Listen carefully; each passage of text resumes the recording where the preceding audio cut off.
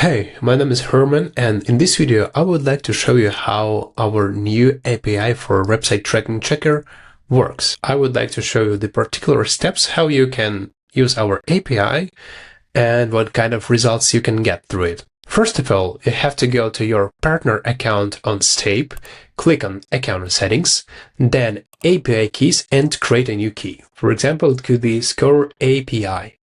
Create key. You have to copy this key to be able to use our API.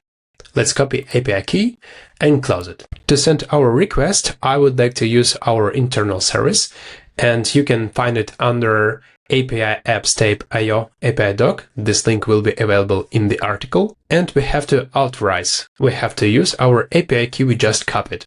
Once you insert it, just click Authorize. After this step, you have to find our endpoint. So you can do it by searching on the page, find the page, you can put checker, and you can see this section partner tracking checker. We have here two endpoints for getting results and for getting information in terms of limits. Once you open this endpoint, you can see the example of values you have to insert. Is site URL you would like to scan, and callback URL. Callback URL is the URL where we send the final results after scanning, because it takes a bit of time to be scanned. That's why we have to send later these results to some source. For test purpose, I would like to use this website called webhook.site to get this callback and insert in my request. I'm clicking here to copy, going back to our API docs. Then I'm clicking on try it out.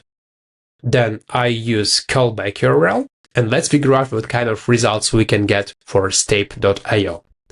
We can click Execute.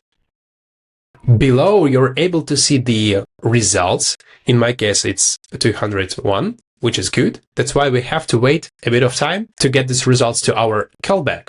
Usually, it requires up to 2 minutes. I got the result. Actually, it took around 45 seconds, which surprisingly well. As you can see, we have our URL, we have our report URL, where you can see our usual report, then score, different categories and their scores, page speed results, and some information, for example, in terms of recommendations, how you can improve this website.